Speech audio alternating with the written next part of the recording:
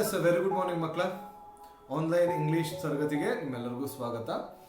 So ಈ ಒಂದು English ತರಗತಿನ ಪ್ರಾರಂಭ ಮಾಡೋಕ್ಕಿಂತ ಮುಂಚೆ ಒಂದು ಕಿವಿ ಮಾತು. ನಿಮ್ಮ ವಾಟ್ಸಪ್ ಗ್ರೂಪ್ನಲ್ಲಿ ಈ ಒಂದು ಎಲ್ಲ ಪ್ರೀ ರೆಕಾರ್ಡೆಡ್ ವಿಡಿಯೋಸ್ನ ಎಲ್ಲ ಶಿಕ್ಷಕರು ಅಪ್ಡೇಟ್ ಮಾಡ್ತಾ ಇದ್ದಾರೆ. ಸೊ ಆ ಒಂದು ವಿಡಿಯೋಸ್ಗೆ ನಿಮ್ಮ ಒಂದು ರೆಸ್ಪಾನ್ಸು ಅದೇ ರೀತಿ ಪ್ರತಿಕ್ರಿಯೆ ಆಗಿರಬೇಕು. ಪ್ರತಿಕ್ರಿಯೆ ನಿಮ್ಮದು ಚೆನ್ನಾಗಿ ಬಂದರೆ ಟೀಚರ್ಸ್ಗೆ ಇನ್ನೂ ಉತ್ಸಾಹ ಸಿಗ್ತದೆ. ಈ ಒಂದು ಪ್ಲ್ಯಾಟ್ಫಾರ್ಮು ಶಿಕ್ಷಕರಿಗೆ ತುಂಬಾ ಹೊಸದು ಮಕ್ಕಳ. ಇದು ಎಷ್ಟು ಹೊಸದು ಅಂದರೆ ಈ ಟೀಚರ್ಸು ಕಲಿತು ಅದನ್ನ ನಿಮ್ಮ ಮುಂದೆ ಪ್ರಯೋಗ ಮಾಡ್ತಾ ಇದ್ದಾರೆ. ಕಲೀಲಿಕ್ಕೆ ಮತ್ತೆ ಇದನ್ನ ವಿಡಿಯೋಸ್ನ ನಿಮ್ಮ ಮುಂದೆ ಇಡ್ಲಿಕ್ಕೆ ತುಂಬಾನೇ ಪರಿಶ್ರಮ ಪಡ್ತಾ ಇದ್ದಾರೆ. ಒಂದು ಸಲ ತಪ್ಪಾದ್ರೆ ಮತ್ತೆ ಪುನಃ ಫಸ್ಟ್ ಇಂದಾನೆ ಮಾಡ್ತಾ ಇದ್ದಾರೆ ಮಕ್ಕಳ. ಸೊ ಅವರ ಒಂದು ಪರಿಶ್ರಮಕ್ಕೆ ನಿಮ್ಮ ಒಂದು ರೆಸ್ಪಾನ್ಸ್ ಉತ್ತಮವಾಗಿದ್ರೆ ಅವ್ರಿಗೂ ಒಂದು ಪ್ರೋತ್ಸಾಹ ಸಿಗ್ತದೆ. ನನ್ನ ಒಂದು ಎಂಟೈರ್ ಟೀಮ್ ಏನಿದೆ ಅವರು ಅತಿರಥವಾಗಿ ನಿಮಗೆ ಪರಿಶ್ರಮ ವಹಿಸ್ತಾ ಇದ್ದಾರೆ, ನಿಮಗೆ ದಿ ಬೆಸ್ಟ್ ಟೀಚಿಂಗ್ ನ ನಿಮ್ಮ ಮುಂದೆ ತರಲಿಕ್ಕೆ. ಸೊ ಅವರಿಗೆ ನಿಮ್ಮ ಒಂದು ಪ್ರತಿಕ್ರಿಯೆ ಮುಖಾಂತರ ಗೌರವ ಸಲ್ಲಿಸಬೇಕು. ನಿಮಗೆ ಯಾವುದೇ ಡೌಟ್ಸ್ ಇದ್ರೂ ನೀವು ಯಾವ ಸಮಯದಲ್ಲಿ ಬೇಕಾದರೂ ಟೀಚರ್ಸ್ಗೆ ಅಥವಾ ನನಗೆ ನೀವು ಕಾಲ್ ಮಾಡ್ಬೋದು ಮಕ್ಕಳ. ಸೊ ಸರ್, ನಿಮ್ಮ ನಂಬರ್, ನಮ್ಮ ಎಲ್ಲ ಟೀಚರ್ಸ್ ನಂಬರು ನಿಮಗೆ ವಾಟ್ಸಪ್ ಗ್ರೂಪ್ನಲ್ಲಿದೆ. ಆ ವಾಟ್ಸಪ್ ಗ್ರೂಪ್ನಲ್ಲಿ ನೀವು ಅದನ್ನ ಕಲೆಕ್ಟ್ ಮಾಡ್ಕೋಬಹುದು. ದೆನ್ ಕಾಲ್ ಮಾಡಬೇಕಾದ್ರೆ ಟೀಚರ್ಸ್ ಒಂದು ಸ್ವಲ್ಪ ಪ್ರೈವಸಿ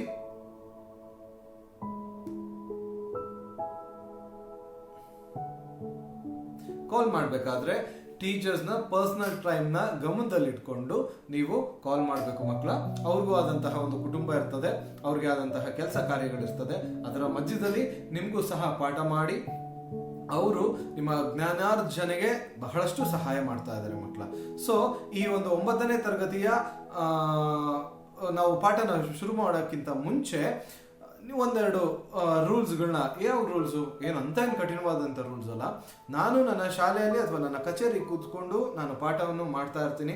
ಈ ವಿಡಿಯೋ ನಿಮ್ಮ ಬಳಿ ಬಂದಾಗ ನೀವು ಕೂಡ ಅದೇ ರೀತಿ ಒಂದು ಪ್ರಶಾಂತವಾದ ಸ್ಥಳದಲ್ಲಿ ಕೂತ್ಕೊಂಡು ಈ ವಿಡಿಯೋಸ್ನ ಕೇಳಬೇಕು. ಸರ್, ಎಸ್ಸಲ್ಲಿ ಕೇಳಬೇಕು, ನಿಮಗೆ ಅರ್ಥ ಆಗುವಷ್ಟು ನೀವು ಕೇಳ್ತಾನೆ ಇರಬೇಕು ಮಕ್ಕಳ. ಸರ್, ನಮಗೇನೋ ಡೌಟ್ಸ್ ಬಂದರೆ ನನಗೆ ಯಾವಾಗ ಬೇಕಾದರೂ ನೀವು ನನಗೆ ಕಾಲ್ ಮಾಡ್ಬೋದು, ಅಥವಾ ನಿಮ್ಮ ವಾಟ್ಸಪ್ನಲ್ಲಿ ನನಗೆ ಮೆಸೇಜ್ ಮಾಡಿದ್ರೆ ನಾನು ಕೂಡ ನಿಮಗೆ ರಿಪ್ಲೈ ಮಾಡ್ತೀನಿ. ದೆನ್ ಓದ್ಬೇಕಾದ್ರೆ ನಾವೇನು ಮಾಡಬೇಕು? ಓದ್ಬೇಕಾದ್ರೆ ನಿಮಗೆ ಯಾವುದೇ ರೀತಿ ನೋಟ್ಸ್ನ ಬರ್ಸೋದಾಗ್ಲಿ ಇನ್ನೊಂದೇನೋ ಮಾಡೋದಿಲ್ಲ. ಒಂದು ಟೆಕ್ಸ್ಟ್ ಬುಕ್, ಒಂದು ಪೆನ್ ಅಥವಾ ಒಂದು ಪೆನ್ಸಿಲ್ ಇವನ್ನ ನಿಮ್ಮ ಜೊತೆ ಇಟ್ಕೊಂಡಿರ್ಬೇಕು. ನಿಮಗೆ ಕಷ್ಟವಾದಂಥ ಪದಗಳು ಯಾವ್ಯಾವು ಅಂತ ನಿಮ್ಗೆ ಏನಾದ್ರು ಕಷ್ಟ ಆಯಿತು ಅಂದಿದ ತಕ್ಷಣ ನೀವು ಅದನ್ನ ಅಂಡರ್ಲೈನ್ ಮಾಡ್ಕೋಬಹುದು ಮಕ್ಕಳ. ದೆನ್ ಪ್ರೊನೌನ್ಸಿಯೇಷನ್, ಉಚ್ಚಾರಣೆ ಕೆಲವೊಂದು ವಿಭಿನ್ನವಾಗಿರ್ತದೆ. ಸ್ಪೆಲ್ಲಿಂಗೇ ಬೇರೆ ಇರ್ತದೆ, ಉಚ್ಚಾರಣೆನೇ ಬೇರೆ ಇರ್ತದೆ. ಆ ಒಂದು ಪದಗಳನ್ನ ನೀವು ಅಂಡರ್ಲೈನ್ ಮಾಡಿಕೊಂಡು ಅದರಲ್ಲಿ ನಾನು ಹೇಳುವಂತಹ ಪದಗಳ ಅರ್ಥ ಕನ್ನಡದಲ್ಲಿ ನೀವು ಬರ್ಕೋಬಹುದು ಮಕ್ಕಳ. ಸೊ ಈ ಒಂದು ಪಾಠನ ಪ್ರಾರಂಭ ಮಾಡೋಣ. ಎಸ್, ಈ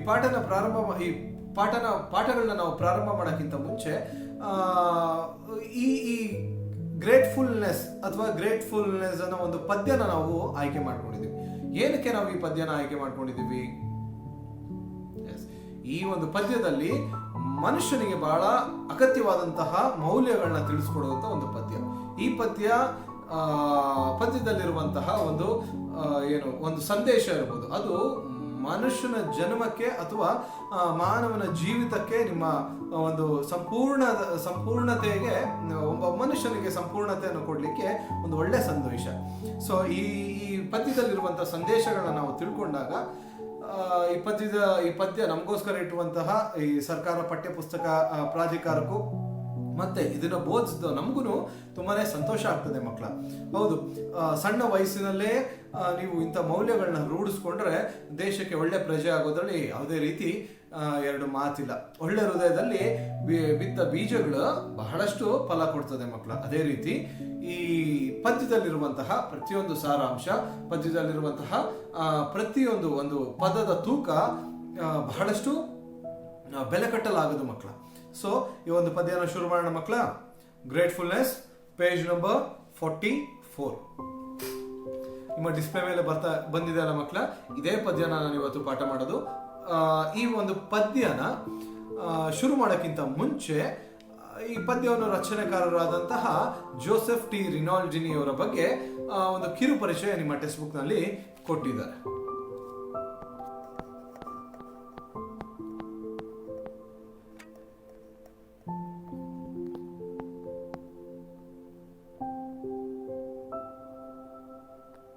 ಓಕೆ, ಸೊ ಇಲ್ಲಿ ನಿಮ್ಮ ಡಿಸ್ಪ್ಲೇ ಮೇಲೆ ಇರೋದು ನೋ ಅಬೌಟ್ ದ ಪೊಯೆಟ್, ಅಂದ್ರೆ ಈ ಒಂದು ಪದ್ಯವನ್ನು ಬರೆದಂತಹ ಈ ಒಬ್ಬ ಕವಿಯ ಬಗ್ಗೆ ಒಂದು ಕಿರು ಪರಿಚಯ ಇರ್ತದೆ. ಇದಕ್ಕೆ ಬರ್ಡ್ಸ್ ವ್ಯೂ ಅಂತಾನು ಹೇಳ್ಬೋದು. ಯಾಕೆಂದ್ರೆ ತುಂಬಾ ಆಳವಾಗಿ ಇವರ ಸಾಧನೆ ಇದ್ರೂ ಕೂಡ ನಿಮಗೆ ಮೇಲೆ ಒಂದು ಪಕ್ಷಿಯ ಒಂದು ನೋಟ ಅಂತ ಹೇಳ್ತಾರಲ್ಲ ಹಾಗೆ ಇವ್ರ ಬಗ್ಗೆ ತಿಳ್ಕೋಬೇಕು. ಎಷ್ಟು ಬೇಕೋ ಅಷ್ಟನ್ನು ಮಾತ್ರ ನಿಮಗೆ ಈ ಒಂದು ಪಠ್ಯ ಪುಸ್ತಕದಲ್ಲಿ ಇಟ್ಟಿದ್ದಾರೆ. ಇವರ ಮೇಲೆ ನಿಮಗೆ ಅಗಾಧವಾಗಿ ಆಸಕ್ತಿ ಇನ್ನೂ ಹುಟ್ಟಿದ್ರೆ ನೀವು ಬೇಕಾದ್ರೆ ನೀವು ಇಂಟರ್ನೆಟ್ ನಲ್ಲಿ ನೀವು ಇವ್ರನ್ನ ಸರ್ಚ್ ಮಾಡ್ಕೋಬಹುದು. ತುಂಬಾನೇ ವಿಭಿನ್ನವಾದಂತಹ ತುಂಬಾನೇ ವಿಶೇಷತೆ ಉಳ್ಳಂತಹ ವ್ಯಕ್ತಿ ಮಕ್ಕಳ ಇವರು. ಏನಕ್ಕೆ ವಿಶೇಷತೆ ಅಂದ್ರೆ ಒಬ್ಬ ವ್ಯಕ್ತಿ ಒಂದು ಕ್ಷೇತ್ರದಲ್ಲಿ ಸುಮಾರು 20-30 ವರ್ಷಗಳ ಕಾಲ ಕೆಲಸ ಮಾಡ್ತಾರೆ. ಅದಕ್ಕೂ ಕಡಿಮೆ ಎಷ್ಟೋ ವ್ಯಕ್ತಿಗಳು ತಮ್ಮ ಒಂದು ಕೆಲಸದ ಮೇಲೆ ಇಂಟ್ರೆಸ್ಟ್ 10-15 ವರ್ಷ 20 ವರ್ಷ ಕಳ್ಕೊಂಡ್ಬಿಡ್ತಾರೆ. ಮಾಡಿದ್ದೆ ಮಾಡೋದು, ಇನ್ನೇನು ಕೆಲಸ ತಾನೇ ಮಾಡೋಣ ಬಿಡು ಅನ್ನೋ ರೀತಿ ಎಲ್ಲರಿಗೂ ಇರ್ತದೆ. ಆದ್ರೆ ಈ ವ್ಯಕ್ತಿ ಸುಮಾರು 40 ವರ್ಷಗಳ ಕಾಲ ಒಂದೇ ಕ್ಷೇತ್ರದಲ್ಲಿ ಕೆಲಸಗಳನ್ನ ಮಾಡಿದ್ದಾರೆ. ಯಾವುದು ಸರ್ ಕ್ಷೇತ್ರ? ಎಸ್, ಯಾವುದು ಅಲ್ಲ ಮಕ್ಕಳ, ಶಿಕ್ಷಣ ರಂಗ. ಈ ಒಂದು ಶಿಕ್ಷಣ ರಂಗದಲ್ಲಿ 40 ವರ್ಷಗಳ ಕಾಲ ಅಂತ ವಿಶೇಷತೆ ಏನಿದೆ?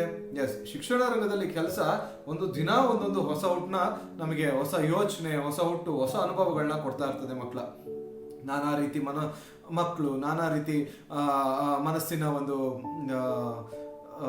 ಧಾಟಿಗಳು, ಶಿಕ್ಷಕರು, ದೆನ್ ಪೇರೆಂಟ್ಸ್, ಇವ್ರ ಜೊತೆ ಎಲ್ಲ ಇವ್ರದೇ ಒಂದು ಲೋಕ ಇರ್ತದೆ. ಒಬ್ಬೊಬ್ಬರ ಯೋಚನೆ ವಿಭಿನ್ನವಾಗಿರ್ತದೆ. ಆ ಯೋಚನೆಗಳು, ಅನುಭವಗಳನ್ನ ಎಲ್ಲವನ್ನು ಸಂಪೂರ್ಣವಾಗಿ ಈ ಜೋಸೆಫ್ ರಿನಾಲ್ಡಿನಿ ಬಿಡ್ದಂಗೆ ಸಂಗ್ರಹಿಸಿಟ್ಟುಕೊಂಡಿದ್ದ ವ್ಯಕ್ತಿ.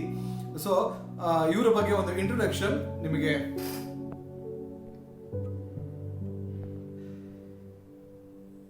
ಹೈಲೈಟ್ ಮಾಡಿದ್ದೀನಲ್ಲ ಮಕ್ಕಳ. ಸೊ ಈ ಒಂದು ಇಂಟ್ರೊಡಕ್ಷನ್ ನೋಡಿ, ನಾನು ಓದ್ತೀನಿ, ನಿಮಗೆ ಕಷ್ಟವಾದಂಥ ಪದಗಳನ್ನ ನೀವು ಅಂಡರ್ಲೈನ್ ಮಾಡ್ಕೊಳ್ಳಿ. ನಿಮಗೆ ಯಾವುದು ಗೊತ್ತಾಗ್ಲಿಲ್ವೋ ನನಗೆ ವಾಟ್ಸಪ್ ಮುಖಾಂತರ ನೀವು ಕಳಿಸಿದ್ರೆ ಅದರ ಸಂಪೂರ್ಣವಾಗಿ ನಿಮಗೆ ವಿವರಣೆ ನಾನು ತಿಳಿಸ್ಕೊಳ್ಳಕ್ಕೆ ರೆಡಿ ಇದ್ದೀನಿ ಮಕ್ಕಳ. So Joseph T Rinaldi. Joseph T. Rinaldi, originally from Windberg, Pennsylvania, has spent 40 years in the field of education. Since his retirement, he spent much of his time in the visual arts, especially writing, painting, drawing, and woodcraft. His popular poems are A Binding Relationship, A Birthday Greeting, and A Bountiful Harvest. He is the author of The Willing Wind, A Tale of Love and Obsession, and an assortment of poetry.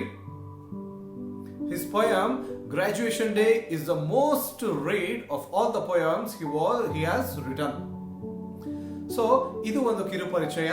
ಇದರ ಒಂದು ಸಂದೇಶ ಏನಂದ್ರೆ ನೋಡಿ, ಅಲ್ಲಿ ಹೇಳ್ತಾರೆ is originally from ವಿಂಡ್ಬರ್ಗ್, Pennsylvania ಒಂದು ಪ್ರದೇಶದ ವಿಂಡ್ಬರ್ಗ್ಸ್ ಅನ್ನೋ ಒಂದು ಸ್ಥಾನದಿಂದ ಈ ಜೋಸೆಫ್ ರಿನಾಲ್ಡಿ ಬಂದಿರುವಂತ ವ್ಯಕ್ತಿ. ಇವ್ರೇನ್ ಮಾಡಿದ್ದಾರೆ, ನಾನು ನಿಮಗೆ ಆಗ್ಲೇ ತಿಳಿಸಿದಂಗೆ 40 ವರ್ಷ, he has spent 40 years in the field of education.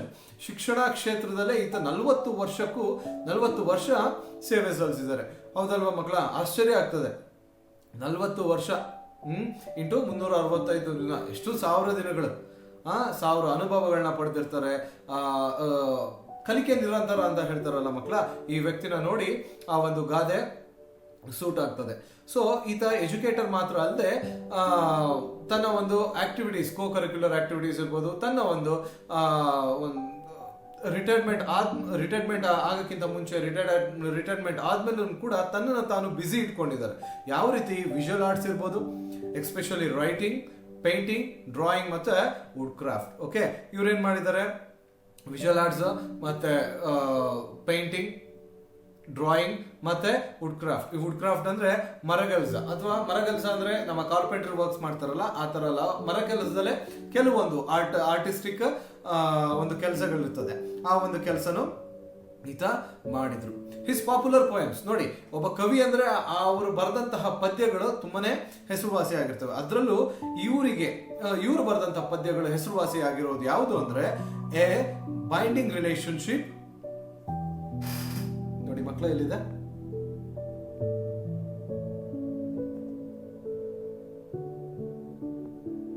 binding relationship, a birthday greeting, and a bountiful harvest. Okay, then he is the author of The Willing Wind. Okay, a tale of love and obsession and an assortment of poetry. His poem Graduation Day is the most read of all the poems he has written. ನೋಡಿ ಮಕ್ಕಳ, ಈ ಎಲ್ಲಾ ಪದ್ಯದಲ್ಲೂ ಕೂಡ ಅವರಿಗೆ the graduation day ಅಂತ ಒಂದು ಪದ್ಯ ಬರೆದಿದ್ದಾರೆ. ಆ ಪದ್ಯ ಈ ವ್ಯಕ್ತಿಗೆ ತುಂಬಾನೇ ಹೆಸರು ತಂದ್ಕೊಟ್ಟಿದೆ. ಓಕೆ, ಆ ಪದ್ಯದ ಹೆಸರು ಗ್ರಾಜುಯೇಷನ್ ಡೇ. ಕಾಣಿಸ್ತಿದೆಯಾ ಮಕ್ಕಳಲ್ಲಿ? ಓಕೆ, ಸೊ ಇದು ಒಂದು ಕಿರುಪರಿಚಯ ಜೋಸೆಫ್ ಟಿ ರಿನಾಲ್ಡಿನಿ.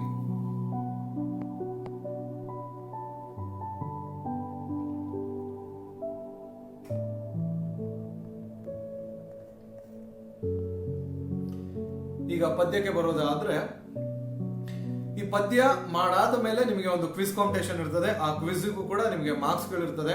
ಕೇವಲ 5ರಿಂದ 10 ಕ್ವಶನ್ಸ್ ನಾನು ಕೊಡ್ತೀನಿ. ನೀವು ಆನ್ಲೈನ್ ಅಲ್ಲೇ ಆ ಕ್ವಿಜ್ ನ ಮಾಡಬೇಕು ಮಕ್ಕಳ. ಸಾರಿ, ಯಾವ ರೀತಿ ಕ್ವಶನ್ಸ್ ಇರ್ತದೆ? ಈ ಪದ್ಯಕ್ಕೆ ಸಂಬಂಧಪಟ್ಟಂತಹ ಕ್ವಶನ್ಸ್ ಇರ್ತದೆ. ಕೆಲವೊಂದ್ಸರಿ ನಾನು ಗ್ರೇಟ್ಫುಲ್ನೆಸ್ ಅನ್ನೋ ಪದ್ಯನ ಬರ್ದವ್ರು ಯಾರು ಅಂತ ಕೇಳಿ ನಿಮಗೆ 4 ಆಪ್ಷನ್ಸ್ ಕೊಡ್ಬೋದು. ಓಕೆ, ಅದರಲ್ಲಿ ನೀವು ಒಂದು ಆನ್ಸರ್ಸ್ನ ನೀವು ಅದಕ್ಕೆ ಸೂಕ್ತವಾದಂಥ ಆನ್ಸರ್ಸ್ನ ಕಂಡುಹಿಡಿದು ನನಗೆ ಕಳಿಸಿದ್ರೆ ನಾನು ನಿಮ್ಮ ರಿಸಲ್ಟ್ನ ಆ ಕೂಡಲೇ ಕಳಿಸಿದ ತಕ್ಷಣವೇ ಅಥವಾ ಕಳಿಸಿ ಒಂದು 10ರಿಂದ 15 ನಿಮಿಷದ ಒಳಗೆ ನಿಮಗೆ ವಾಟ್ಸಪ್ ಗ್ರೂಪ್ನಲ್ಲಿ ಹಾಕ್ತೀನಿ. ಅಂತ ಏನೂ ಕಷ್ಟ ಇರಲ್ಲ ಮಕ್ಕಳ, ತುಂಬಾನೇ ಎಂಜಾಯ್ ಮಾಡ್ಕೊಂಡು ಕಲಿಬೇಕು. ಕಲಿಕೆ ಶ್ರಮ ಪಟ್ಟು ಕಲಿಯೋದು ಒಂಥರ, ತುಂಬಾ ಇಷ್ಟಪಟ್ಟು ಕಲಿಯೋದು ಇನ್ನೊಂಥರ ಆಗ್ತದೆ. ಇಷ್ಟಪಟ್ಟು ಕಲ್ತಿರೋದು ಕೊನೆವರೆಗೂ ಉಳಿತದೆ ಮಕ್ಕಳ. ಸೊ ಈ ಗ್ರೇಟ್ಫುಲ್ನೆಸ್ಸು ಅಷ್ಟೇ, ನಾವು ಈಗ ತುಂಬಾ ಇಷ್ಟಪಟ್ಟೆ ಕಲಿಯೋಣ. ಯಾವುದೇ ರೀತಿ ಒಂದು ಗೊಂದಲ ಮಾಡ್ಕೊಳ್ಳೋದು ಬೇಡ. ಮತ್ತೆ ಏನಪ್ಪಾ ಇಂಗ್ಲಿಷು ತುಂಬಾನೇ ಕಷ್ಟ ಅಂತ ನಾವು ಅನ್ಕೊಳ್ಳೋದು ನಮ್ಮ ಹುಟ್ಟು ಭ್ರಮೆ.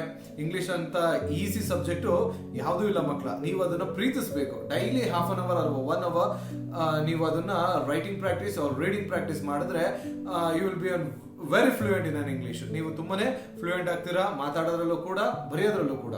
ಓಕೆ, ಸೊ ನಾವೀಗ ಪದ್ಯಕ್ಕೆ ಬರೋದಾದ್ರೆ ಗ್ರೇಟ್ಫುಲ್ನೆಸ್ ಮೆಮೊರೈಸೇಷನ್ ಅಂತ ಇದೆ. ಏನಿದೆ ಮೆಮೊರೈಸೇಷನ್ ಅಂದ್ರೆ, ನೀವು ಈ ಪದ್ಯನ ಅವಲೋಕಿಸಿ ಅದನ್ನ ನಿಮ್ಮ ಬ್ರೈನ್ ಅಲ್ಲಿ ಸ್ಟೋರ್ ಮಾಡ್ಕೋಬೇಕಾಗ್ತದೆ.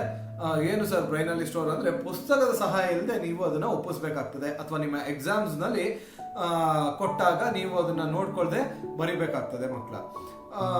ಏನಕ್ಕೆ ಈ ಮೆಮೊರೈಸೇಷನ್? ನಾನು ಆಗ್ಲೇ ಹೇಳಿದೆ, ಜೀವನಕ್ಕೆ ಯಾವ ಒಬ್ಬ ಮನುಷ್ಯನಿಗೆ ಅಥವಾ ಒಬ್ಬ ಫಾರ್ ಎನ್ ಹ್ಯೂಮನ್ ಬೀಯಿಂಗ್ ಅದು ತುಂಬಾನೇ ಹತ್ರ ಇರುವಂತಹ ಒಂದು ಮೌಲ್ಯ ಕೊಡುವಂತಹ ಪದ್ಯಗಳನ್ನ ಈ ತರ ಮೆಮೊರೈಸೇಷನ್ಗೆ ಇಡೋದು ಸರ್ವೇ ಸಾಮಾನ್ಯ.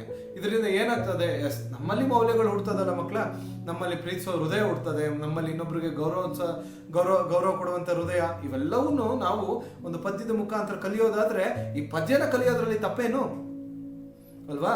ಸೊ ಎಲ್ಲರೂ ಒಳ್ಳೆಯವರಾಗಬೇಕು, ಎಲ್ಲರೂ ಒಳ್ಳೆ ಪ್ರಜೆಗಳಾಗಬೇಕು, ಎಲ್ಲರೂ ಮೌಲ್ಯಗಳನ್ನ ತುಂಬ್ಕೋಬೇಕು ಅನ್ನೋದು ನಮ್ಮ ಒಂದು ಆಸೆ ಆಗಿರ್ತದೆ.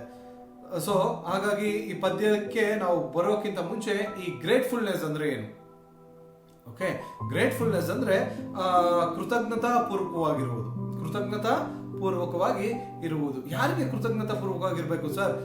ಬರೀ ಪದ್ಯದ ಹೆಸರೇ ಕೃತಜ್ಞತಾ ಪೂರ್ವಕವಾಗಿರ್ಬೇಕು ಅಂದ್ರೆ ಇದು ವಿಭಿನ್ನವಾಗಿರ್ತದೆ ಅಂತ ನಾವು ಅನ್ಕೊಳ್ಳೋದಾದ್ರೆ ಅದು ನಮ್ಮ ತಪ್ಪು ಕಲ್ಪನೆ ಮಕ್ಕಳ.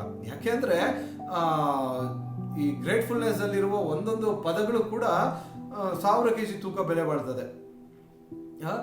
ನಾವು ಎಷ್ಟೋ ಸಲ ನಮ್ಮನ್ನ ನಾವು ತುಚ್ಛವಾಗಿ ಕಂಡಿರ್ತೀವಿ, ಹೌದಲ್ವಾ? ಈಗ ಫಾರ್ ಎಕ್ಸಾಂಪಲ್ ದೇವ್ರು ಕೊಟ್ಟಿರುವಂತ ಕಣ್ಣು, ಮೂಗು, ಬಾಯಿ, ಕಿವಿ ಇವುಗಳ ಬಗ್ಗೆ ನಾವು ಮಾತಾಡ್ಬೇಕಾದ್ರೆ, ಒಬ್ಬ ವ್ಯಕ್ತಿಯನ್ನು ನಾವು ಬಣ್ಣನೆ ಮಾಡ್ಬೇಕಾದ್ರೆ ಅವನ ಕಣ್ಣುಗಳು ನೋಡು, ಅವಳ ಕಣ್ಣುಗಳು ನೋಡು ಎಷ್ಟು ಚೆನ್ನಾಗಿದೆ, ಅವ್ರ ಮೂಗು ನೋಡು ಎಷ್ಟು ದೊಡ್ಡದಿದೆ, ಈ ತರ ಲೇವಡಿ ಮಾಡ್ಕೊಂಡು ನಕ್ಕಿರೋದು ಉಂಟು, ಮತ್ತೆ ಇನ್ನೊಬ್ರನ್ನ ಹೊಗಳಿರೋದು ಉಂಟು, ಕೇವಲ ಬರೀ ಅಂಗಾಂಗಗಳನ್ನ ಹಿಡ್ಕೊಂಡು, ಹೌದಲ್ವಾ? ಕೆಲವ್ರು ಕಿವಿ ದೊಡ್ಡದಿದ್ರೆ ಅವರಿಗೆ ಆನೆ ಕಿವಿ ಅಂತ ರೇಗಿಸೋದು ಉಂಟು ಅಲ್ವಾ ಮಕ್ಕಳ? ಈ ತರ ಎಷ್ಟೋ ಕೀಟ್ಲಗಳನ್ನ ನಾವು ಮಾಡಿದೀವಿ. ಆದ್ರೆ ಈ ಒಂದು ವ್ಯಕ್ತಿ ತನಗೆ ಕೊಟ್ಟಿರುವಂತಹ ಕಣ್ಣು, ಮೂಗು, ಬಾಯಿ, ಮತ್ತೆ ತುಟಿ, ಮನಸ್ಸು, ಹೃದಯ ಎಲ್ಲದಕ್ಕೂ ಕೃತಜ್ಞತೆ ಸಲ್ಲಿಸ್ತಾ ಇದ್ದಾರೆ. ಯಾರು? Joseph T Rinaldini. ಏನಕ್ಕೆ ಈ ತರ ಕೃತಜ್ಞತೆ ಸಲ್ಲಿಸಬೇಕು? ನಾವು ಇದುವರೆಗೂ ಒಂದು ಕೃತಜ್ಞತೆನ ನಾವೆಲ್ಲೂ ಸಲ್ಲಿಸಿಲ್ಲ, ಅದಲ್ವಾ ಮಕ್ಕಳ? ದಿನನಿತ್ಯ ಅದಿಲ್ಲದೆ ನಮಗೆ ಜೀವನನೇ ಇಲ್ಲ. ಕಣ್ಣಿಲ್ದೆ ಜೀವನ ಆಗಲ್ಲ, ಮೂಗಿಲ್ದೆ ಜೀವನ ಆಗಲ್ಲ, ತುಟಿ, ಬಾಯಿ, ಕಿವಿ, ಕಣ್ಣು, ಹೃದಯ ಇಲ್ಲ ಅಂದ್ರೆ ಉಸಿರೇ ನಿಂತು ಹೋಗ್ತದೆ. ಸೊ ಈ ಎಲ್ಲದಕ್ಕೂ ಏನ್ ಮಾಡ್ತಾ ಇದ್ದಾರೆ, ಜೋಸೆಫ್ ಟಿ ರಿನಾಲ್ಡಿನಿ ಕೃತಜ್ಞತೆಯನ್ನ ಸಲ್ಲಿಸ್ತಾ ಇದ್ದಾರೆ. ಇದೊಂಥರ ವಿಭಿನ್ನ ವಿಚಿತ್ರವಾಗಿರ್ತದೆ ಅಲ್ವಾ. ಅದಕ್ಕೋಸ್ಕರ ಈ ಪದ್ಯನ ನಾವು ಅವಲೋಕನೆ ಮಾಡಿದಾಗ ನಮಗೆ ಇನ್ನೊಂದು ರೀತಿ ಒಂದು ನೋಡುವಂತಹ ದೃಷ್ಟಿಕೋನ ಒಂದು ಓಪನ್ ಆಗ್ತದೆ ಮಕ್ಕಳ. ವಿಭಿನ್ನವಾದಂತಹ ಆಲೋಚನೆ. ಇದುವರೆಗೂ ಯಾರು ಕೂಡ ನಾವು ನಮ್ಮ ಕಣ್ಣು, ಮೂಗು, ಬಾಯಿಗಳಿಗೆ ನಾವು ಯಾವುದೋ ಕೃತಜ್ಞತೆ ನಾವು ಸಲ್ಲಿಸಿರೋದಿಲ್ಲ. ಆದ್ರೆ ಇಲ್ಲಿ ಈ ಕವಿ ಏನ್ ಹೇಳ್ತಾ ಇದ್ದಾರೆ, ಕೃತಜ್ಞತೆ ಸಲ್ಲಿಸಬೇಕು. ಯಾವುದಕ್ಕೆ?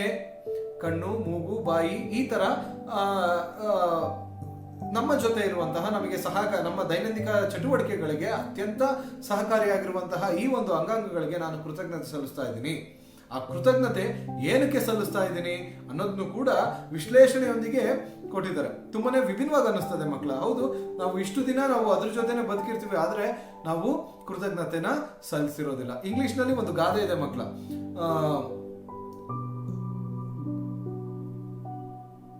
Gratitude is the best attitude ಅಂತ ಹೇಳ್ತಾರೆ. ಗ್ರಾಟಿಟ್ಯೂಡ್ ಅಂದ್ರೆ ಕೃತಜ್ಞತಾ ಭಾವ. ಕೃತಜ್ಞತಾ ಭಾವನ ನೀವು ಬೆಳೆಸ್ಕೋಬೇಕು. ಏನಾದ್ರು ಒಂದು ಸಹಾಯ ಮಾಡಿದಾಗ ಅವ್ರಿಗೆ ಥ್ಯಾಂಕ್ಸ್ ಹೇಳೋದಾಗ್ಲಿ ಅಥವಾ ಅವರನ್ನು ಕೆಲ ಕಾಲ ನೆನೆಸ್ಕೊಳ್ಳೋದಾಗ್ಲಿ ನಾವು ಹೇಳ್ತೀವಿ. ಗ್ರಾಟಿಟ್ಯೂಡ್ ಅಥವಾ ಕೃತಜ್ಞತಾ ಭಾವಕ್ಕೆ ಮನುಷ್ಯನ್ನು ನಾವು ತುಚ್ಛವಾಗಿ ನೋಡಿ ಒಂದು ಪ್ರಾಣಿನ ತುಂಬಾ ಚೆನ್ನಾಗಿ ಕೃತಜ್ಞತೆ ಅಥವಾ ನಿಯತ್ತಿಗೆ ಹೆಸರಾದಂತ ಒಂದು ಪ್ರಾಣಿಯನ್ನ ಯಾವಾಗ್ಲೂ ಉಲ್ಲೇಖನ ಮಾಡ್ತಾ ಇರ್ತೀವಿ. ಎಸ್ ಮಕ್ಳ, ಅದು ನಾಯಿ, ಶ್ವಾನ, ಹೌದಲ್ವಾ? ಅದು ನಾವು ಯಾವಾಗ್ಲೂ ಒಂದ್ಸಲಿ ಒಂದು ತುತ್ತು ಅದಕ್ಕೆ ಅನ್ನ ಹಾಕಿರ್ಬೋದು ಅಥವಾ ಒಂದು ಬಿಸ್ಕೆಟ್ ಕೊಟ್ಟಿರ್ಬೋದು, ಅದು 10ರಿಂದ 12 ವರ್ಷಗಳ ಕಾಲ ನಮ್ಮನ್ನ ಜ್ಞಾಪಿಸ್ಕೊಂತ ಇರ್ತದೆ. ಅಂತ ಒಳ್ಳೆಯ ಕೃತಜ್ಞತೆಯನ್ನು ತೋರಿಸುವಂತ ಒಂದು ಪ್ರಾಣಿ ನಾಯಿ. ಆದ್ರೆ ಮನುಷ್ಯ ಅದಕ್ಕಿಂತ ಕೆಲವೊಂದು ಸರಿ ತುಚ್ಛವಾಗಿ ನಡೆಸ್ಕೊಂಡಿರ್ತಾನೆ, ಸಹಾಯಗಳನ್ನ ಮರ್ತು ಬಿಡ್ತಾನೆ. ಆದ್ರೆ ಇಲ್ಲಿ ಏನ್ ಮಾಡ್ತಾ ಇದ್ದಾರೆ ಪೊಯೆಟು, ತನಗೆ ಸಹಾಯ ನೀಡಿದಂತಹ ಕಣ್ಣುಗಳಿಗೆ, ತನ್ನ ಅಂಗಾಂಗಗಳಿಗೆ ಆತ ಕೃತಜ್ಞತೆ ಸಲ್ಲಿಸ್ತಾ ಇದ್ದಾನೆ. ಓಕೆ, ಈಗ ಪೊಯಮ್ ನೋಡೋಣ ಮಕ್ಕಳ. S,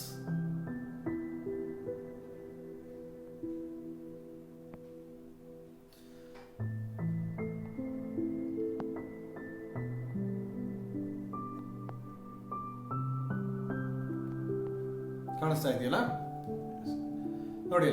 first line, I am grateful for the eyes that I can see,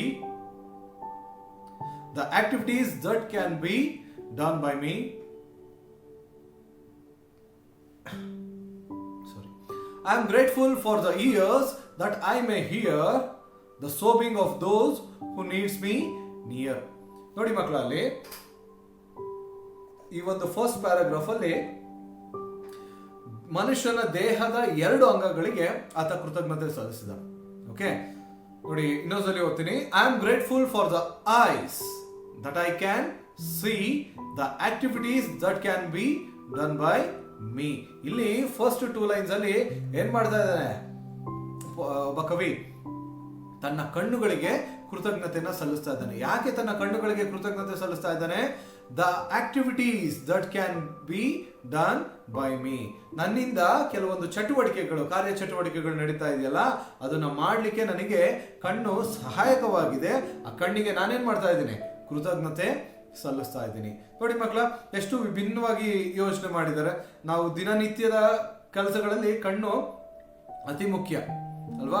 ಆ ಕಣ್ಣಿಗೆ ನಾವು ಯಾವತ್ತಿಗೂ ಕೃತಜ್ಞತೆ ಸಲ್ಲಿಸಿರೋದಿಲ್ಲ. ಇನ್ನು ಎಷ್ಟೋ ಸಲಿ ಕರಡಿ ಮುಂದೆ ನಿಂತಾಗ ಅಥವಾ ಇನ್ನೊಬ್ರನ್ನ ನೋಡಿ ನಾವು ಅವನು ಕಣ್ಣು ನೋಡು ಹೆಂಗ, ಕೆಲವೊಬ್ರು ಕಣ್ಣು ತುಂಬಾ ಕೆಂಪಿರ್ತದೆ, ಕೆಂಪಿದ್ದಾಗ್ಲೂ ಕೂಡ ಅವರಿಗೆ ರೇಗಿಸೋದು ಇರ್ಬೋದು, ಅಥವಾ ಕೆಲವ್ರದ್ದು ಈ ಸಣ್ಣ ಪಾಪುಗಳದ್ದು ಕಣ್ಣು ತುಂಬಾನೇ ಚೆನ್ನಾಗಿರ್ತದೆ, ಪುಟಾಣಿ ಪಾಪಗಳದ್ದು. ಆಗ ಕೂಡ ಅದನ್ನ ನಾವು ಎಷ್ಟೋ ವಿಶ್ಲೇಷಣೆ ಮಾಡಿ ಎಷ್ಟೋ ಸುಂದರವಾಗಿ ವರ್ಣಿಸಿರುವುದು ಉಂಟು ಅಲ್ವಾ?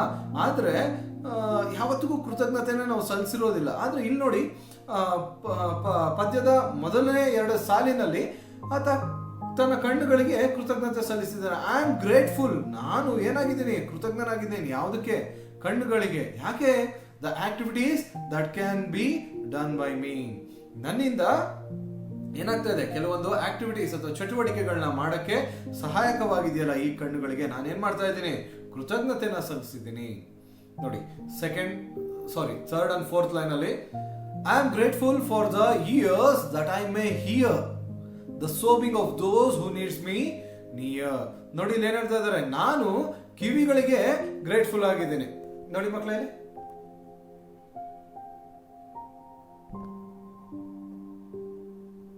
ಈ 2 ಲೈನ್ ಇದರಲ್ಲಿ ಇಯರ್ಸ್ ಕಾಣಿಸ್ತಾ ಇದೆಯಾ?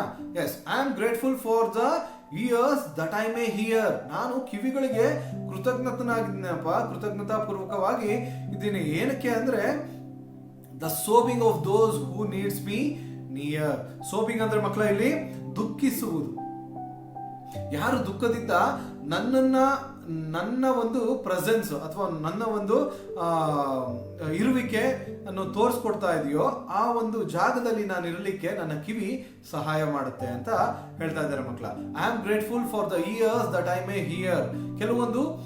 ಕೆಲವರು ತಮ್ಮ ದುಃಖನ ತೋಡ್ಕೋಬೇಕಾಗಿರ್ತದೆ. ಎಷ್ಟೋ ಸಲ ನಮ್ಮ ಹಿರಿಯರು ಹೇಳ್ತಾರೆ, ಮನಸ್ಸಿನಲ್ಲಿ ದುಃಖ ಇಟ್ಕೋಬೇಡ, ಹೋಗಿ ದುಃಖನ ತೋಡ್ಕೋ, ನಿನಗೆ ಏನಾಗ್ತದೆ, ನಿನ್ನ ದುಃಖ ಹಗುರ ಆಗ್ತದೆ, ನಿನ್ನ ಮನಸ್ಸು ಹಗುರ ಆಗ್ತದೆ, ನಿನ್ನ ದುಃಖ ಕಡಿಮೆ ಆಗ್ತದೆ ಅಂತ. 100ಕ್ಕೆ 100 ಕೂಡ ಸತ್ಯ. ಆದ್ರೆ ಇನ್ನೊಂದು ಕಿವಿ ಮಾತು ಏನಂದ್ರೆ, ನಾವು ನಮ್ಮ ದುಃಖನ ಹೇಳ್ಕೋಬೇಕಾದ್ರೆ ಬಹಳಷ್ಟು ನಂಬಿಕೆ ಇರುವಂತಹ ವ್ಯಕ್ತಿ ಹತ್ರ ಮಾತ್ರ ಹೇಳ್ಕೋಬೇಕು ಮಕ್ಕಳ. ಇಲ್ಲ ಅಂತ ಹೇಳಿದ್ರೆ ಆ ಒಂದು ಹೇಳಿಕೆಗಳು ನಮಗೆ ಮುಳ್ಳಾಗಬಾರ್ದು. ಕೆಲವೊಂದು ಸಲಿ ಆ ಒಂದು ಹೇಳಿಕೆಗಳು ನಮಗೂ ಕೂಡ ಮುಳ್ಳಾಗುವಂತ ಎಷ್ಟೋ ಚಾನ್ಸಸ್ ಇರ್ತದೆ. ಆದ್ರಿಂದ ದುಃಖ ಬಂದಾಗ ಯಾರು ತುಂಬಾ ನಂಬ್ತಿರೋ ಅದನ್ನ ಹೋಗಿ ಹೇಳೋದು ಸರ್ವೇ ಸಾಮಾನ್ಯ. ಇಲ್ಲಿ ದುಃಖನ ತಿಳಿಸಿದಾಗ ಕೇಳ್ತಿರೋದು ಯಾವುದು? ಕಿವಿ. ಅದಕ್ಕೋಸ್ಕರ ಏನ್ ಹೇಳ್ತಾ ಇದ್ದಾರೆ ಪೊಯೆಟ್ ಇಲ್ಲಿ, ಕವಿ ಜೋಸೆಫ್ ಟಿ ರಿನಾಲ್ಡಿನಿ, ನಾನು ನನ್ನ ಕಿವಿಗಳಿಗೆ ಕೃತಜ್ಞನಾಗಿದ್ದೇನೆ. ಯಾಕೆ ಅಂದ್ರೆ ಕೆಲವೊಬ್ರು ನನ್ನ ಹತ್ರ ಬಂದು ದುಃಖದ ಮಾತುಗಳನ್ನ, ಅವರ ದುಃಖಗಳನ್ನ ತೋಡ್ಕೊಂಡಾಗ ನಾನು ಅವರಿಗೆ ಸಾಂತ್ವನ ಹೇಳ್ಬೋದಲ್ವಾ? ಸೊ ಇದನ್ನೆಲ್ಲ ಕೇಳಿಸ್ಕೊಳ್ಳುವಂತಹ ಕಿವಿಗಳಿಗೆ ನಾನು ಏನಾಗಿದ್ದೀನಿ? ಕೃತಜ್ಞನಾಗಿದ್ದೇನೆ. ಸೊ ಮಕ್ಕಳ, ಇಲ್ಲಿ ಫಸ್ಟ್ ಪ್ಯಾರಾದಲ್ಲಿ ಕವಿ ತನ್ನ 2 ಅಂಗಗಳಿಗೆ ಏನ್ ಮಾಡಿದ್ದಾನೆ? ಕೃತಜ್ಞ ಪೂರ್ವಕವಾಗಿದ್ದಾನೆ. ಒಂದು ತನ್ನ ಕಣ್ಣು, ಇನ್ನೊಂದು ತನ್ನ ಕಿವಿ. ಅರ್ಥ ಆಯ್ತಾ ಮಕ್ಕಳ? ನಿಮಗೆ ಯಾವುದೇ ರೀತಿಯ ಡೌಟ್ಸ್ ಬಂತು ಅಂದ್ರೆ ನನಗೆ ನೀವು ಕಾಮೆಂಟ್ ಬಾಕ್ಸ್ ಅಲ್ಲಿ ನೀವು ಮೆಸೇಜ್ ಮಾಡ್ಬೋದು, ಟೆಕ್ಸ್ಟ್ ಮಾಡ್ಬೋದು, ದೆನ್ ನೀವು ನನಗೆ ಫೋನ್ ಮಾಡಿ ಕೂಡ ನನಗೆ ನೀವು ನೇರವಾಗಿ ಕೇಳ್ಬೋದು ಮಕ್ಕಳ. ರೈಟ್, ಈಗ second paragraph. Second paragraph first 2 lines ನೋಡೋದಾದ್ರೆ, I am grateful for the lips that I might speak words of comfort and peace to all who seek. ನೋಡಿ, ಪ್ರತಿ ಒಂದು ಸಾಲಿನ ಪ್ರಾರಂಭದಲ್ಲೂ I am grateful, I am grateful, I am grateful, ನಾನು ಕೃತಜ್ಞನಾಗಿದ್ದೇನೆ. ಇಲ್ಲಿ ಕೃತಜ್ಞತೆಯನ್ನು ತೋರಿಸುವಂತ ಪದಗಳು ಬೇರೆ, ಕೃತಜ್ಞತೆಯನ್ನು ತೋರಿಸುವಂತಹ ಅಂಗಗಳು ಬೇರೆ, ಆದರೆ ಎಲ್ಲದಕ್ಕೂ ನಾನು ಕೃತಜ್ಞನಾಗಿದ್ದೇನೆ. ನೋಡಿ, ಸ್ಟಾರ್ಟಿಂಗ್ ಅಲ್ಲೇ ಹೇಳ್ತಾರೆ I am grateful, I am grateful, I am grateful. ನೋಡಿ, ಅದೇ ರೀತಿ I am grateful for the lips that might speak word of comfort and peace to all who seek. ನೋಡಿ ಮಕ್ಕಳ, ಲಿಪ್ಸ್. ಇಲ್ಲಿ ಕವಿ ತನ್ನ ತುಟಿಗಳಿಗೆ ಕೃತಜ್ಞತೆ ಸಲ್ಲಿಸ್ತಾ ಇದ್ದಾನೆ. ಯಾಕೆ? ಮಾತಾಡ್ಲಿಕ್ಕೆ ಸಹಾಯ ಆಗ್ತದಲ್ವಾ? ರೈಟ್. ಯಾವ ರೀತಿ ಮಾತು? Words of comfort and peace to who seeks. ಅಂದ್ರೆ ಒಂದು ವಿಶೇಷವಾದಂಥ ಪದಗಳು ಅಥವಾ ಆಹ್ಲಾದಕರವಾದಂತಹ ಪದಗಳು ಅಥವಾ ಸಮಾಧಾನಕರವಾದಂತಹ ಒಂದು ಮಾತುಗಳನ್ನ, ನಾನು ಶಾಂತಿದಾಯಕವಾದಂತಹ ಮಾತುಗಳನ್ನ ಯಾರಿಗೆ ಅವಶ್ಯಕತೆ ಇರ್ತದೋ ಅವರಿಗೆ ನಾನು ಹೇಳಲಿಕ್ಕೆ ನನ್ನ ತುಟಿಗಳು ನನಗೆ ಸಹಾಯ ಮಾಡ್ತಾ ಇದ್ದಾವಲ್ಲ, ಆ ಒಂದು ತುಟಿಗಳಿಗೆ ನಾನೇನ್ ಮಾಡ್ತಾ ಇದ್ದೀನಿ? ಕೃತಜ್ಞನಾಗಿದ್ದೇನೆ. ಓಕೆ, ದೆನ್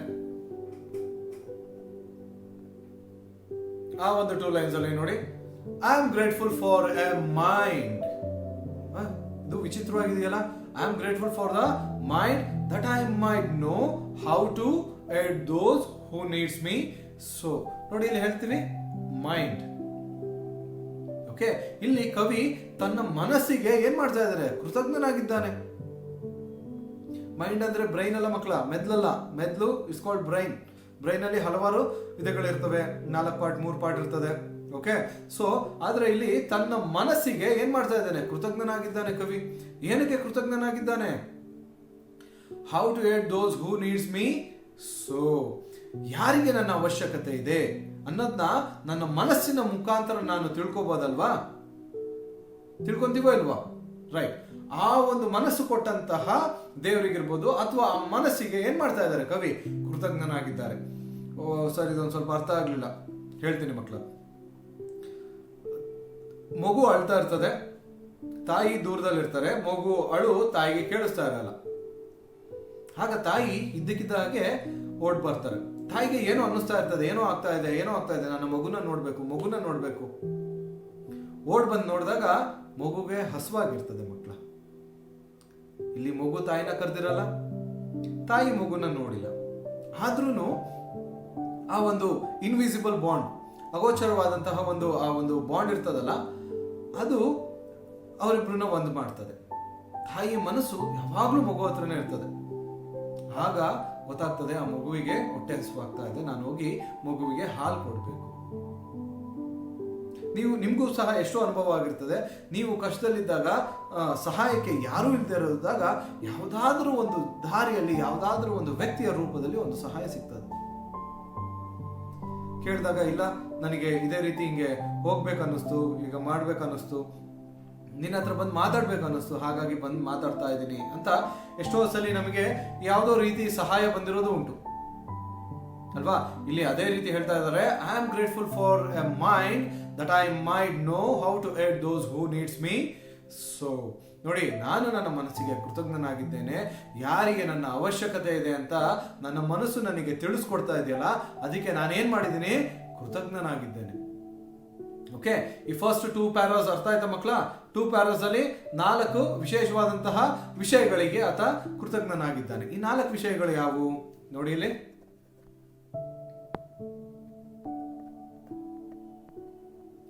ನಾಲ್ಕು ವಿಷಯಗಳು ಯಾವುವು ಅಂದ್ರೆ, ಫಸ್ಟ್ ಐಸ್, ತನ್ನ ಕಣ್ಣುಗಳಿಗೆ. ಎರಡನೇದು ಇಯರ್ಸ್. ಮೂರನೇದು ಲಿಪ್ಸ್. ನಾಲ್ಕನೇದು ಮೈಂಡ್. ಗೊತ್ತಾಯ್ತಲ್ಲ ಮಕ್ಕಳ? ಸೊ ಈ ಒಂದು 2 ಪ್ಯಾರಾಗ್ರಾಫ್ ಅಲ್ಲಿ 4 ವಿಷಯಕ್ಕೆ ಆತ ಏನ್ ಮಾಡಿದ್ದಾನೆ, ಕೃತಜ್ಞತೆ ಸಲ್ಲಿಸಿದ್ದಾನೆ. ಇದೇ 3rd ಪ್ಯಾರಾದಲ್ಲಿ ಕಂಟಿನ್ಯೂ ಆಗ್ತದ, ಇದೇ 4th ಪ್ಯಾರಾದಲ್ಲಿ ಕಂಟಿನ್ಯೂ ಆಗ್ತದ, ನೋಡೋಣ ಮಕ್ಕಳು.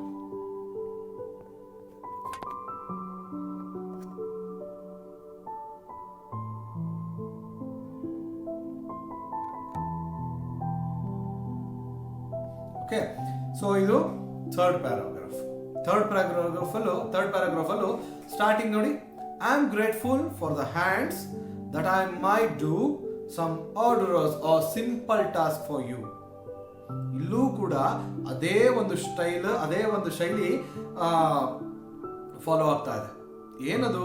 I am grateful for the hands. ನಾನು ನನ್ನ ಕೈಗಳಿಗೆ ಕೃತಜ್ಞನಾಗಿದ್ದೇನೆ. ಓ, ಕೈಗಳಲ್ಲಿ ನಾವು ಎಷ್ಟು ಕೆಲಸ ಮಾಡಿರೋಲ್ಲ, ಯಾವಾಗ್ಲಾರು ಥ್ಯಾಂಕ್ಸ್ ಅಂತ ಹೇಳಿದೀವಾ? ನನ್ನ ಕೈ ಇರೋದಕ್ಕೆ ನನಗೆ ಸಹಾಯ ಆಯ್ತು ಅಂತ ನಾವು ಯಾವತ್ತಾರು ಹೇಳಿದೀವಾ? ನೋ. ಎಷ್ಟು ವಿಚಿತ್ರ ಅಲ್ಲ, ನಮ್ಮ ಕಣ್ಮುಂದೆನೆ ನಮಗೆ ಸಹಾಯ ಮಾಡುವಂತಹ ಎಷ್ಟೋ ಅಂಗಾಂಶಗಳಿಗೆ ನಾವು ಕೃತಜ್ಞತೆಯನ್ನು ಸಲ್ಲಿಸೇ ಇಲ್ಲ. ಆದರೆ ಇಲ್ಲಿ ಕವಿ ಎಷ್ಟು ಸಿಂಪಲ್ ಆಗಿ ತನ್ನ ಎಲ್ಲರಿಗೂ ಇರುವಂತಹ ಒಂದು ದೇಹ ರಚನೆಗೆ ಯಾರೂ ಗಮನಿಸದೇ ಇರುವಂತಹ ಇದನ್ನ ಆತ ಗಮನಿಸಿ ಅದಕ್ಕೆ ಕೃತಜ್ಞತೆ ಹೇಳ್ತಾ ಇದ್ದಾರೆ. ಅದಕ್ಕೆ ಹೇಳೋದು ಮಕ್ಕಳ, ಕವಿ ರವಿ ಕಾಣದ್ನ ಕವಿ ಕಂಡ ಅಂತ ಹೇಳ್ತಾರೆ. ರವಿ ಮೀನ್ ಸೂರ್ಯ. ಸೂರ್ಯ ನೋಡಕ್ಕಾಗದಿರೋದನ್ನ ಕವಿ ತನ್ನ ಕಲ್ಪನೆಯಲ್ಲಿ ನೋಡ್ತಾರೆ. The imagination is the best power than the knowledge. ಜ್ಞಾನಕ್ಕಿಂತ ಒಂದು ಕಲ್ಪನಾ ಶಕ್ತಿ ತುಂಬಾನೇ ಅಧಿಕವಾಗಿರ್ತದೆ, ತುಂಬಾನೇ ಇಂಪಾರ್ಟೆಂಟ್ ಮಕ್ಕಳ. ಸೊ ಇಲ್ಲಿ ನೋಡಿ ಹೇಳ್ತಾರೆ, I am grateful for the hands. ನಾನು ನನ್ನ ಕೈಗಳಿಗೆ ಕೃತಜ್ಞನಾಗಿದ್ದೇನೆ. That I might do some orders or simple task for you. ನೋಡಿ ಅಲ್ಲಿ ಹೇಳ್ತಾರೆ, ಕೈಗಳಿಗೆ ಏನು ಕೃತಜ್ಞತರಾಗಿರ್ತೇನೆ? ಹೊಡೆಯೋದಿಕ್ಕ ಅಥವಾ ತಲೆ ಸವರೋದಿಕ್ಕ? ನೋಡಿ ಅಲ್ಲಿ ಹೇಳ್ತಾರೆ, ಎಸ್, ನಾನು ಕೃತಜ್ಞನಾಗಿದ್ದೇನೆ. ಏನಕ್ಕೆ? ಕೆಲವೊಂದು ಸಣ್ಣ ಪುಟ್ಟ ಕೆಲಸಗಳು ನಿಮಗೋಸ್ಕರ ನಾನು ಮಾಡ್ಕೊಳ್ಳಿಕ್ಕೆ ನನಗೆ ಕೈ ಇದೆಯಲ್ಲ, ಆ ಕೈಗಳಿಗೆ ಕೃತಜ್ಞನಾಗಿದ್ದೇನೆ. ನೋಡಿ, ಈ ಒಂದು ಫಸ್ಟ್ ಪ್ಯಾರಾದಿಂದ ಲಾಸ್ಟ್ ಪ್ಯಾರಾದವರೆಗೂ ನೀವು ಗಮನಿಸ್ತಾ ಹೋದ್ರೆ ಕವಿ ಎಲ್ಲದಕ್ಕೂ ಇನ್ನೊಬ್ಬರಿಗೆ ಸಹಾಯ ಮಾಡುವಂತಹ ಗುಣಗಳನ್ನೇ ತಿಳಿಸ್ಕೊಡ್ತಾ ಇದ್ದಾರೆ. ಓಕೆ, ನೋಡೋಣ, ಅದನ್ನ ಕೊನೆಯಲ್ಲಿ ನೋಡೋಣ ನಾವು. ಸೊ ಇಲ್ಲಿ ಕೈಗಳಿಗೆ ಆತ ಕೃತಜ್ಞತೆ ಸಲ್ಲಿಸಿದ್ದಾನೆ. ಈಗ ನೆಕ್ಸ್ಟ್ ಇನ್ಯಾವುದಕ್ಕೆ ಕೃತಜ್ಞತೆ ಸಲ್ಲಿಸೋಣ ನೋಡೋಣ ಮಕ್ಕಳ.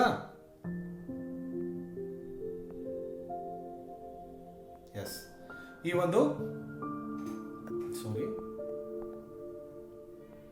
3ನೇ ಪದ್ಯದ ಈ ಮೂರನೇ ಪದ್ಯದ ಲಾಸ್ಟ್ 2 ಲೈನ್ಸ್.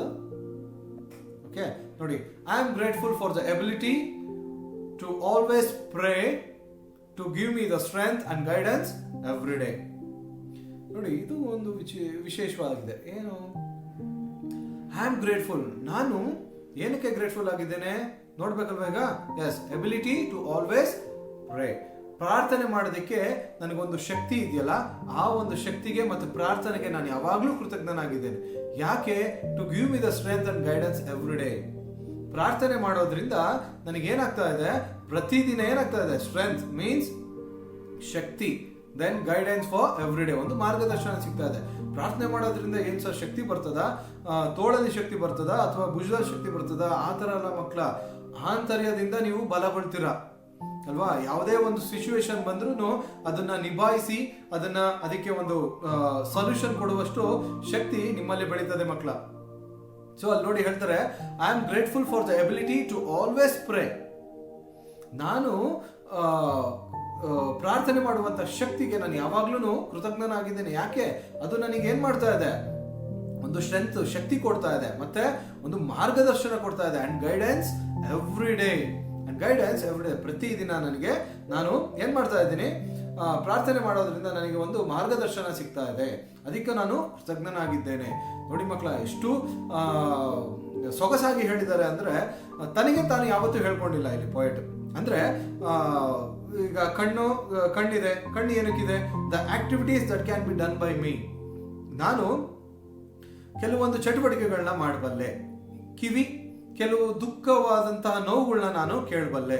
ತುಟಿ, ದುಃಖದಿಂದ ಇರೋರಿಗೆ ನಾನು ಸಾಂತ್ವನದ ಮಾತುಗಳನ್ನ ನೋಡಿ ಅಲ್ಲಿ ಹೇಳ್ತಾರೆ, words of comfort and peace to all who seeks. ಒಂದು ಸಂತೋಷಕರವಾದಂತಹ, ಒಂದು ಶಾಂತಿದಾಯಕವಾದಂತಹ ಮಾತುಗಳನ್ನ ನನ್ನಿಂದ ಬರಲಿಕ್ಕೆ ಕಾರಣವಾದಂತಹ ಕಿವಿಗಳಿಗೆ ನಾನು ಏನ್ ಮಾಡ್ತೀನಿ? ಕೃತಜ್ಞನಾಗಿದ್ದೇನೆ ಅಂತ ಹೇಳ್ತಾನೆ. ದೆನ್ ತುಟಿಗಳಿಗೆ ಆತ ಕೃತಜ್ಞತೆ ಹೇಳ್ತಾನೆ, ಸೇಮ್ ಆಸ್ ಕಿವಿ ಅಲ್ವಾ ಮಕ್ಕಳ? ದೆನ್ ಥರ್ಡ್ ಪ್ಯಾರಾದಲ್ಲಿ ತನ್ನ ಕೈಗಳಿಗೆ ಕೃತಜ್ಞತೆಯನ್ನು ಸಲ್ಲಿಸಿದ್ದಾನೆ. ಯಾಕೆ? ಕೆಲವೊಂದು ಸಣ್ಣ ಪುಟ್ಟ ಕೆಲಸಗಳನ್ನ ಅಥವಾ ಪ್ರಯಾಸದಾಯಕವಾದಂತಹ ಕೆಲಸಗಳನ್ನ, ಕಷ್ಟದ ಕೆಲಸಗಳನ್ನ ನಿಮಗೋಸ್ಕರ ಅವ್ರು ಮಾಡ್ಕೊಡ್ತಾರಲ್ಲ, ಅದಕ್ಕೋಸ್ಕರ ನನ್ನ ಕೈಗಳಿಗೆ ನಾನು ಕೃತಜ್ಞತೆಯನ್ನು ಸಲ್ಲಿಸ್ತಾ ಇದ್ದೀನಿ. I am grateful for the ability of prayer. ನೋಡಿ, ಪ್ರಾರ್ಥನೆ ಮಾಡುವಂತ ಶಕ್ತಿಗೆ ನನ್ನಲ್ಲಿರುವುದಕ್ಕೆ ನಾನು ಅದಕ್ಕೆ ಕೃತಜ್ಞತೆ ಸಲ್ಲಿಸ್ತಾ ಇದ್ದೀನಿ. ಯಾಕೆ ಅಂದ್ರೆ ತನಗೆ ಗೈಡೆನ್ಸ್ ಮತ್ತೆ ಏನ್ ಮಾಡ್ತಾ ಇದೆ? ಸ್ಟ್ರೆಂತ್, ಶಕ್ತಿ ಮತ್ತೆ ಮಾರ್ಗದರ್ಶನ ಸಿಗ್ತಾ ಇದೆ. ಅದಕ್ಕೆ ಏನ್ ಮಾಡ್ತಾ ಇದ್ದಾರೆ? ಕೃತಜ್ಞತೆನ ಸಲ್ಲಿಸ್ತಾ ಇದ್ದಾರೆ. ದೆನ್ ಲಾಸ್ಟ್ನೇ ಪ್ಯಾರಾಗ್ರಾಫ್ ನೋಡಿ, 2 ಲೈನ್ ಇದೆ ಮಕ್ಕಳ. ಸೊ ಈ ಮಿಕ್ಕಂತ 3 ಪ್ಯಾರಾಗ್ರಾಫ್ಗಳಿಗಿಂತ ಈ ಲಾಸ್ಟ್ನೇ ಪ್ಯಾರಾಗ್ರಾಫ್ ತುಂಬಾನೇ ವಿಶೇಷವಾಗಿದೆ. ನನಗಂತೂ ತುಂಬಾನೇ ಇಷ್ಟ ಇದು. ಯಾಕೆ? ಎಸ್, ನಿಮಗೂ ಕೂಡ ಅದರ ಒಂದು ವಿವರಣೆ ನಾನು ತಿಳಿಸ್ಕೊಡ್ತೀನಿ ಮಕ್ಕಳ. Yes, I am grateful for one thing. ನಾನು ಒಂದು ವಿಶೇಷವಾದಕ್ಕೆ ನಾನು ಯಾವಾಗ್ಲೂ ಕೃತಜ್ಞತನಾಗಿರ್ಬೇಕು. All else above. ನೋಡಿ ಹೇಳ್ತಾರೆ, ಈ ಎಲ್ಲದಕ್ಕೂ ಮೇಲೆ. ಓಕೆ, ಆಲ್ ಎಲ್ಸ್ ಅಬೋವ್, ಎಲ್ಲದಕ್ಕಿಂತನೂ ಒಂದು ವಿಶೇಷವಾದಂತಹ ಒಂದು ವಿಷಯಕ್ಕೆ ನಾನು ಏನ್ ಮಾಡಬೇಕು? ಕೃತಜ್ಞತನ ಸಲ್ಲಿಸಬೇಕು. That I was given A heart that I may love. That I was given A heart. ನೋಡಿ, ನನಗೆ ಹೃದಯ ಇದೆ, ಎಲ್ಲರಿಗೂ ಹೃದಯ ಇದೆ, ಅದಕ್ಕೆ ಯಾಕೆ ಕೃತಜ್ಞತೆ ಸಲ್ಲಿಸಬೇಕು? That I may love. ಪ್ರೀತಿ ಮಾಡುವಂತಹ ಹೃದಯ ಇರೋದ್ರಿಂದ ನನ್ನ ಹೃದಯಕ್ಕೆ ಕೃತಜ್ಞತೆ ಸಲ್ಲಿಸ್ತಾ ಇದ್ದೀನಿ. ಅಥವಾ ಆ ಹೃದಯದಿಂದ ನಾನು ಎಲ್ಲರನ್ನೂ ಪ್ರೀತಿ ಮಾಡಬಲ್ಲೆ ಅಲ್ವಾ? ಪ್ರೀತಿ ಮಾಡೋ ಹೃದಯ, ದ್ವೇಷದ ಹೃದಯ, ಏನೂ ಮಾಡದೇ ಇರೋಂಥ ಹೃದಯ ಇರಲ್ಲ ಮಕ್ಕಳ. ಓಕೆ, ಅಲ್ಲಿ ಏನ್ ಮಾಡ್ತಾರೆ? ಹೃದಯದಿಂದ ನಾವೆಲ್ಲರನ್ನೂ ಪ್ರೀತಿ ಮಾಡ್ತೀವಲ್ಲ, ಅದಕ್ಕೋಸ್ಕರ ಆ ಹೃದಯಕ್ಕೆ ನಾನೇನ್ ಮಾಡಿದ್ದೀನಿ? ತುಂಬಾನೇ ಆಭಾರಿ ಆಗಿದ್ದೇನೆ, ಕೃತಜ್ಞನಾಗಿದ್ದೇನೆ ಅಂತ ಕವಿ ಈ ಒಂದು ಪದ್ಯದ ಮುಖಾಂತರ ನಿಮಗೆ ತಿಳಿಸ್ಕೊಟ್ಟಿದ್ದಾರೆ. ಓಕೆ, ನಿಮಗೆ ಈ ಪದ್ಯದಲ್ಲಿ ಯಾವುದೇ ರೀತಿ ಡೌಟ್ ಇದ್ರೆ ನನಗೆ ನೀವು ಧಾರಾಳವಾಗಿ ನೀವು ಯಾವಾಗ ಬೇಕಾದ್ರೂ ನನಗೆ ಕಾಲ್ ಮಾಡ್ಬೋದು ಮಕ್ಕಳ. ಓಕೆ, ನಾನು ಈ ಪದ್ಯದ ಬಗ್ಗೆ ಒಂದು ಕ್ವಿಕ್ ರಿವಿಷನ್ ಮಾಡೋದೇ ಆದ್ರೆ, ಎಸ್, ಈ ಪದ್ಯ ಕೃತಜ್ಞತಾ ಪೂರ್ವಕವಾಗಿರುವಂತಹ ಒಂದು ಪದ್ಯ. ಸೊ ನಾವು ಇಲ್ಲಿ ಜೋಸೆಫ್ ರಿನೋಲ್ಡಿಗೆ ತುಂಬಾನೇ ಕೃತಜ್ಞತಾ ಪೂರ್ವಕವಾಗಿರ್ಬೇಕು. ಯಾಕೆಂದ್ರೆ ನಮಗೆ ಕೃತಜ್ಞತಾ ಪೂರ್ವಕವಾಗಿ ಹೇಗಿರೋದು, ನಾವು ಗ್ರಾಟಿಟ್ಯೂಡ್ ನ ನಮ್ಮಲ್ಲಿ ಹೇಗೆ ಬೆಳೆಸ್ಕೊಳ್ಳೋದು ಅಂತ ಜೋಸೆಫ್ ಟಿ ರಿನೋಲ್ಡಿ ಈ ಪದ್ಯದ ಮುಖಾಂತರ ತಿಳಿಸ್ಕೊಟ್ಟಿದ್ದಾರೆ. I am grateful for the eyes, ಕಣ್ಣಿಗೆ. I am grateful for the ears, ಕಿವಿಗೆ. I am grateful for the lips, ತುಟಿಗೆ. I am grateful for the mind, ಮನಸ್ಸಿಗೆ. I am grateful for the hand, ಕೈಗೆ. I am grateful for the to an ability to always pray, ಪ್ರಾರ್ಥನೆ ಮಾಡುವಂತ ಶಕ್ತಿಗೆ. ಇವೆಲ್ಲದಕ್ಕಿಂತ ಮಿಗಿಲಾಗಿ I am grateful for a heart that I was given, I may love. ನಾನು ಹೃದಯ ಇದೆ, ಆ ಹೃದಯದಿಂದ ನಾನು ಎಲ್ಲರನ್ನೂ ಪ್ರೀತಿ ಮಾಡ್ಬೋದಲ್ಲ ಮಕ್ಕಳ. ಸೊ ಅದಕ್ಕೋಸ್ಕರ ಆ ಹೃದಯಕ್ಕೆ ನಾನು ಕೃತಜ್ಞತೆ ಸಲ್ಲಿಸ್ತಾ ಇದ್ದೀನಿ. ಸೊ ಇದು ಜೋಸೆಫ್ ಟಿ ರಿನೋಲ್ಡಿ ಅವರ ಗ್ರಾಟಿಟ್ಯೂಡ್ ಪದ್ಯ. ಈ ಪದ್ಯ ಮೆಮೊರೈಸೇಷನ್ ಗಿದೆ, ನೀವು ಕಲಿಬೇಕಾಗ್ತದೆ ಮಕ್ಕಳ. ಪುಸ್ತಕ ಸಹಾಯದ ಇಲ್ಲದೆ ನೀವು ಅದನ್ನ ಗಮನಿಸಬೇಕು. ಎಂಥ ಒಳ್ಳೆ ಪದ್ಯ, ಎಂಥ ಒಳ್ಳೆ ಮೆಸೇಜ್, ಎಂಥ ಒಳ್ಳೆ ಸಂದೇಶವನ್ನು ತಂದಂತಹ ಈ ಪದ್ಯನ ನಾವು ಈಗಲಲ್ಲ, ಬರೀ 9ನೇ ತರಗತಿಯಲ್ಲ, ನಮ್ಮ ಜೀವನ ಪರ್ಯಂತ ಅಥವಾ ನಮ್ಮ ಜೀವನ ಉದ್ದಕ್ಕೂ ಇದನ್ನ ನಾವು ಮನಸ್ಸಿನಲ್ಲಿ ಇಟ್ಕೊಳ್ಳೋದೇ ಆದ್ರೆ ನಮ್ಮಂತಹ ಒಳ್ಳೆ ಹೃದಯವಂತರು ಯಾರೂ ಇರೋದಿಲ್ಲ ಮಕ್ಕಳ. ಓಕೆ, ಸೊ ಇಲ್ಲಿ ಪದ್ಯನ ಬರೆಯುವಂತ ವಿಧಾನ ಸೇಮ್ ನೀವು 8ನೇ ತರಗತಿಯಲ್ಲಿ ಹೇಗೆ ಬರೀತಾ ಇದ್ರು ಅದೇ ರೀತಿ ನೀವು ನೋಟ್ಸ್ ಬರೀಬೇಕಾಗ್ತದೆ. ಪದ್ಯಕ್ಕೆ 200 ಪೇಜಿನ ಒಂದು ಸಪರೇಟ್ ಬುಕ್ ಇರಬೇಕು. ದೆನ್ ಗದ್ಯ ಭಾಗ ಅಥವಾ ಪ್ರೋಸ್ ಅದಕ್ಕೆ ಸಹ ಒಂದು 200 ಪೇಜಿನ ಒಂದು 2 ಎಕ್ಸರ್ಸೈಸ್ ಇರಬೇಕು. ಸೊ ಬರೆಯುವಂತ ವಿಧಾನ, ಫಸ್ಟ್ ನೀವೇನ್ ಬರಿಬೇಕು, ಗ್ರೇಟ್ಫುಲ್ನೆಸ್ ಹೆಡ್ಡಿಂಗ್ ಇರಬೇಕು, ಹೆಡ್ಡಿಂಗ್. ದೆನ್ ಜೋಸೆಫ್ ಟಿ ರಿನಾಲ್ಡಿನಿ ಅವರ ಒಂದು ಕಿರು ಪರಿಚಯ ನಿಮ್ಮ ಟೆಕ್ಸ್ಟ್ ಬುಕ್ ನಲ್ಲಿ ಇರುವಂತದ್ನೇ ನೀವು ಬರಿಬಹುದು. ಇದಾದ ನಂತರ ಏನ್ ಬರಿಬೇಕು, ಗ್ಲಾಸರೀಸ್ ನೋಡಿ, ಇದು ಪದಗಳ ಅರ್ಥ. ಓಕೆ ನೋಡಿ, ಪದಗಳ ಅರ್ಥಗಳಲ್ಲಿ ಸೋಬಿಂಗ್ ಇದೆ. ಸೋಬಿಂಗ್ ಅಂದ್ರೆ ಏನು, ದುಃಖಿಸುವುದು ಅಥವಾ ಕ್ರೈಯಿಂಗ್ ಅಂತ ಹೇಳ್ತಾರೆ. ಕಂಫರ್ಟ್ ಅಂದ್ರೆ to make someone who is worried feel better, ಸಾಂತ್ವನದ ಮಾತುಗಳು ಅಥವಾ ಒಂದು ಆಹ್ಲಾದಕರವಾದಂತಹ ಒಂದು ಸಂದರ್ಭ. ಯಾರು ದುಃಖದಲ್ಲಿದ್ದಾಗ ಅಥವಾ ಯೋಚನೆಯಲ್ಲಿದ್ದಾಗ ಅವರಿಗೆ ಒಂದು ಸಾಂತ್ವನ ಹೇಳೋದಿದೆಯಲ್ಲ, comfort. Then aid, help. First aid ಜ್ಞಾಪಕ ಇದೆಯಲ್ಲ ಮಕ್ಕಳ, ಯಾರಿಗಾರ ಏನಾದ್ರು ಗಾಯ ಆಯ್ತು ಅಂದ್ರೆ ಫಸ್ಟ್ ಏಡ್ ಕೊಡಿ ಅಂತ ಹೇಳ್ತೀವಲ್ಲ, ಏಡ್ ಅಂದ್ರೆ ಒಂದು ಸಹಾಯ. Then arduous, involving a lot of energy or involving a lot of effort or energy. Arduous things ಅಂದ್ರೆ ಶ್ರಮ ಪಟ್ಟು ಮಾಡುವಂತ ಕೆಲಸಗಳಿರ್ಬೋದು. ಓಕೆ, ಇದಾದ ನಂತರ ನಿಮಗೆ ಕ್ವಶನ್ ಆನ್ಸರ್ಸ್ ಇರ್ತದೆ. ಆ ಕ್ವಶನ್ ಆನ್ಸರ್ಸ್ ನಾನು ನಿಮಗೆ PDF ಮುಖಾಂತರ ಕಳಿಸ್ತೀನಿ. ಅದನ್ನ ಮುಗಿಸಿದ ತಕ್ಷಣನೇ ನಿಮ್ಮ ಒಂದು ನೋಟ್ಸ್ ಆಗಿದ ತಕ್ಷಣ ನಿಮಗೆ ಕ್ವಿಜ್ ಇರ್ತದೆ. ಆ ಕ್ವಿಜ್ ನ ಎಲ್ಲ ಅಟೆಂಡ್ ಮಾಡಿ. ನಿಮ್ಗೆ ಯಾವುದೇ ಡೌಟ್ಸ್ ಇದ್ರು ನನಗೆ ಕಾಲ್ ಮಾಡಿ ಮಕ್ಕಳ. Thank you.